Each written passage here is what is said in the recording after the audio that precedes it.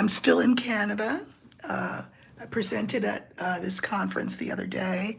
It went really well, but I'm still in Canada, so I'm in a hotel room. My setup's kind of, whack, but that's okay. I'm sure you won't mind. It's Sunday, and I just wanted to come on for the weekend edition of In the Company of Cards. And I thought that what I want to do, it's going to be short because I have to go down, to the conference. But I just wanted to share some quotes with you, and then I'm going to pull some cards for us. If there are trolls, please ignore them. They must be here for a reason if they come. And I hope that this will help heal their hearts as well. So I don't know about you, but I guess I do know about you. I suspect that most all of you have experienced on some level or another grief in your lives. As for me, I was a widow. I was married for 20 years, and my husband died unexpectedly 14 years ago.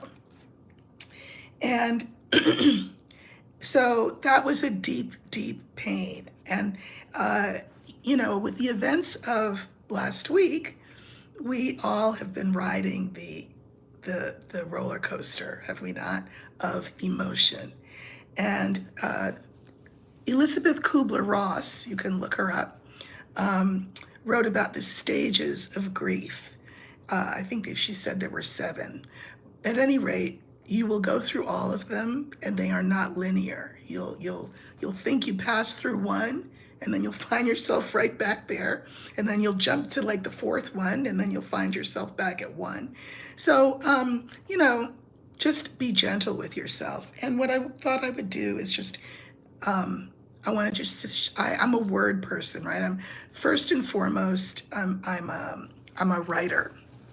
I love being with you all here on this screen. I didn't know I would love it as much as I do, or that I would love you as much as I love you, or that you would love me as much as you seem to love me, and I'm very grateful for that. But I want to talk today a little bit about pain.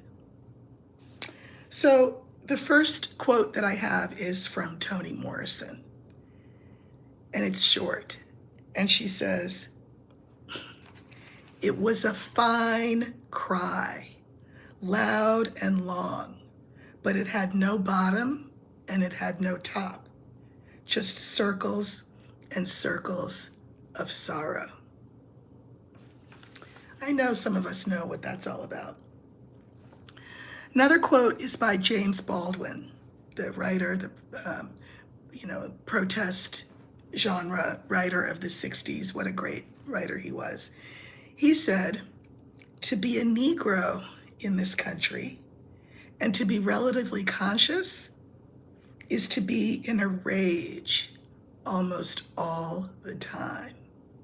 Those of you who are Black like me, you understand that. The third quote is by a poet whom I've loved since I was a little girl, to the point where I memorized this. And it's on the subject of pain. And I think she was a poet who, in her latter years, never really left her house and spent a lot of time in her room reading. And yet she so deeply understood the human heart. So this is the poem. It's called, well, she didn't title her poems, but so we know it by the first 3 words, but here it goes. "After great pain, a formal feeling comes. The nerves sit ceremonious like tombs. The stiff heart questions, was it he that bore? And yesterday, or centuries before? The feet, mechanical, go round of ground or a wooden way. The feet mechanical go round a wooden way, of ground or air or aught, regardless grown, a quartz contentment like a stone. This is the hour of lead, remembered if outlived, as freezing persons recollect the snow. First chill, then stupor, than the letting go. And what I love about that poem is that it speaks to the numbness that can come over you after great pain, such as what we experienced on Tuesday. Just, we feel numb. I know those of us who are of color or are Black are being asked to do a lot of emotional work. And I just want to remind those of us who are Black, especially those of us who are women, take care of yourself. Take care of yourself. Take care of yourself.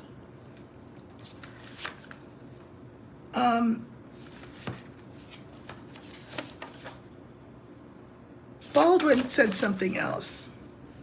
He said, I imagine that one of the reasons people cling to their hates so stubbornly is because they sense once hate is gone, they'll be forced to deal with their pain. What pain might that be? Well, I would suspect for white people, it's the pain of being white. I don't think that that's acknowledged by them. And what do I mean by the pain of being white? Well, the pain of being a member of a group that specializes in appropriation, terrorism, violence, abuse. That's got to be a hard thing. You know, I'll tell you a story. When I was a little girl, the New York Times came to interview my family. Now, why did they interview my family? Well, my father was white and my mother was Black. And so they were doing this thing on interracial families. And I'm quite old, you know, I'm 68. So you can imagine, this is a long time ago, and I was 11.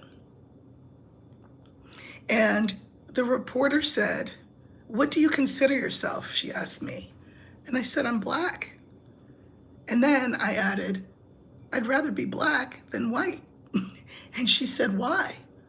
I said, because I can't imagine waking up in the morning and looking in the mirror and feeling responsible for so much bad stuff.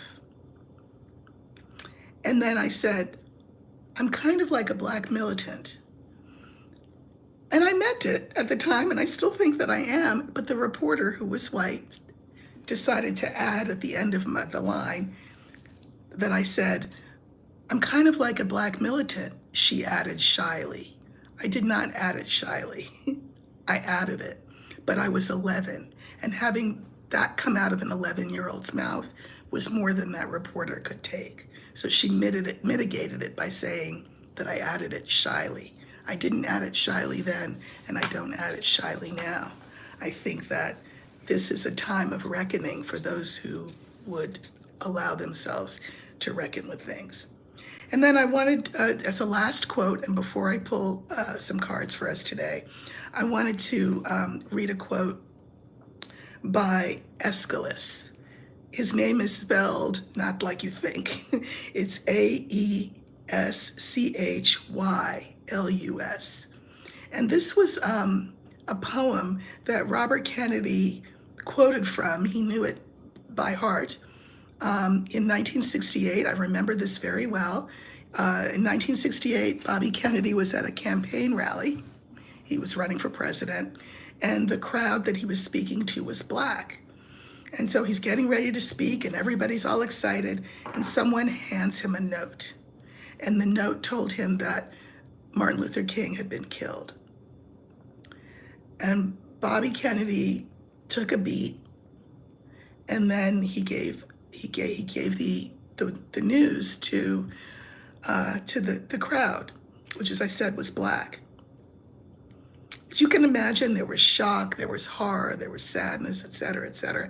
But one of the things that Bobby Kennedy did was he ended his speech with these lines from Aeschylus, to the point where, I mean, and they had such an effect on the crowd that people applauded, even in that time of shock and grief.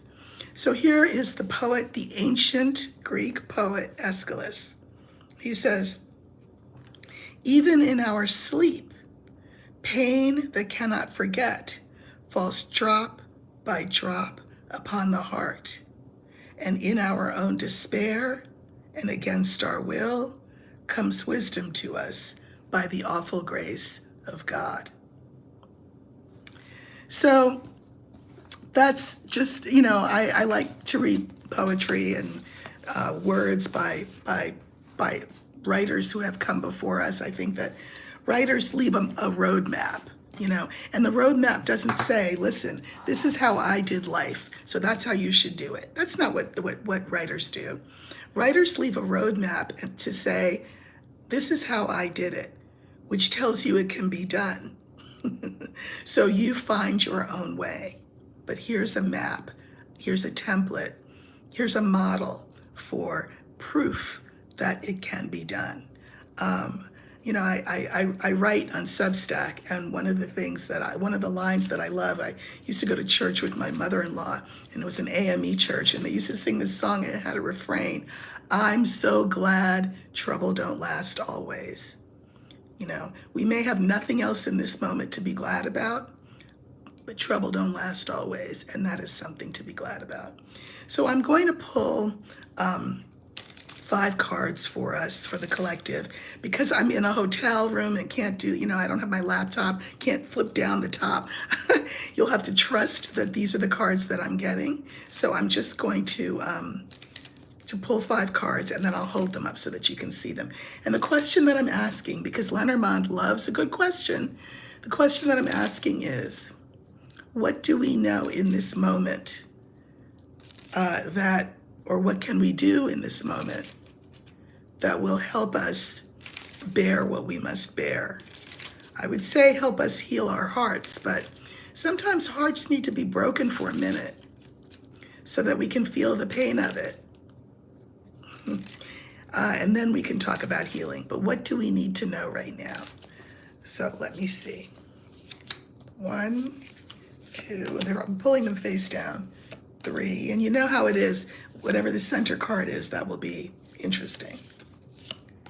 And then I have to go down to this conference. Okay, just turning them over. Okay, the cards are the rider, the older woman, the ring, the coffin, and the moon. So let me see if I can break this down for us. There is a message for us. I think it's great that the universe said, oh, is that what you'd like? You'd like a message for the collective? Okay, here's the rider, and this is the card for a message. So Spirit knows what we're here for. The second card is the woman. This was my card for Harris all this time. I think this is the card for all of us who identify as Black women. We do hold up the world. We have held up the world. We will continue to hold up the world. But let me just say, let's hold ourselves up first. You can't hold up anything if you're not upright yourself. The next card is the coffin, and I think this is really interesting.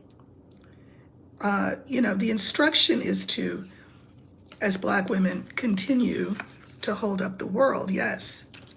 But hold up the world in the midst of this thing happening. We have the coffin and the moon as our last cards. What does that mean? Well, a coffin is an ending, it's a death. I think that what we're experiencing, or America is experiencing, is a death of its former understanding of itself, its former understanding of its identity in the world. And that what needs to take place is that this coffin needs to take on a different meaning, which is transformation. We need to transform this society into the one that we want it to be, a new identity. So I can mirror the rider with the moon. What is America? Who is America? Who are we as Americans? This is what we'll be needing to examine. And again, sorry to tell us all this, those of us who are Black women, we will be at the forefront of this death and transformation. Okay? So I think that for now, the instructions are to sleep, to eat, to be with your people, to drink water. Drink water, I'm telling you. And to know that you know, the circle will be unbroken. We are as we always were. America just has to decide who they want to be, but we know who we are. So I'm sending you all love and support on this Sunday. I will try to do another video from a different hotel room in the next couple of days. I will be home on Thursday and back to my regular setup. But I'm not going anywhere. I'm here with you all. Feel what you feel. You may feel something differently tomorrow than you feel today, and that'll be different than what you felt yesterday. And all of that is part of the process. And I'm feeling it all with you.